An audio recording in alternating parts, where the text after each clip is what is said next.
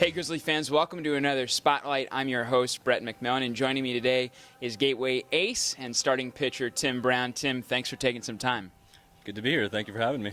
Well, Tim, let's talk a little baseball here in this area. You went to Clayton High School just across the river over in St. Louis, and for those of us who grew up here in this area, we know that baseball is everything. What does it mean for you to get to play professionally in the town you grew up in? It's cool. I think it's cooler for people that I know to be able to come see me. But like I played in Australia this off season, and that's sort of what I tell everybody is that baseball's baseball, whether you're playing in your hometown or halfway across the world. So it's cool, but at the same time, I think it's more for other people. That it's cool for them to be able to come watch. You were one of a couple guys on this team that did play in Australia, just like you mentioned. Tell us a little bit about that. I hear there's some practicing, and you get another job, and it's kind of a cool setup.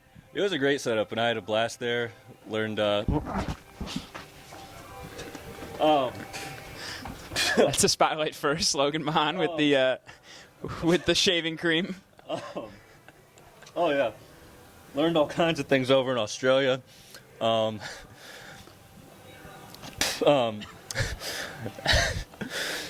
Yeah, we learned about bucket trees over there. We learned about EastEnders, Big Bob. Stayed with the Chenoweth family, who taught me all that kind of stuff. So if they're watching, Chenoweth, hi. You smell good, at least now, Tim. That's the good news. Let's talk a little bit about Pittsburgh State as you clean up. That's a school in the MIAA, and I may be a little biased because I'm an MIAA guy too, but I think that's a great conference for just about everything, and that's a town that loves that university, Pittsburgh, Kansas. Tell me a little bit about playing there. Oh, it's a great college town, and I had a blast there for sure. We're real creative down there in Kansas, actually. Our mascot was the Gorillas, so our big battle cry down there for athletics was "Go Rillas!" And like I said, we were real creative, but had a blast down there, and it was a great place to be, great place to play.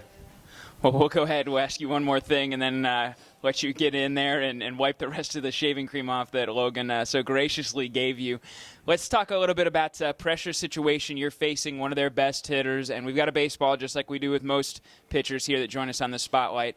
I want you to tell me how you take down their power hitter. Tell us a little bit about your out pitch and show us the grip, if you don't mind. Well, at the end of the day, when you get between the bricks, you got to have enough savvy to really go out there and make your pitches. So my go-to is really just two-seam fastball.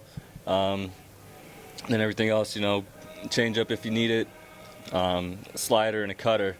But that's, my two-seam is probably my best pitch, and if I'm going to get beat, that's what I want to get beat with. So that's what I'm going to go to, really in most situations.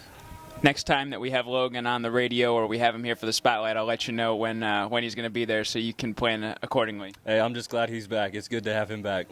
Hey, for Tim Brown, I'm Brett McMillan. Thanks again, Grizzly fans, for joining us for another Grizzly Spotlight.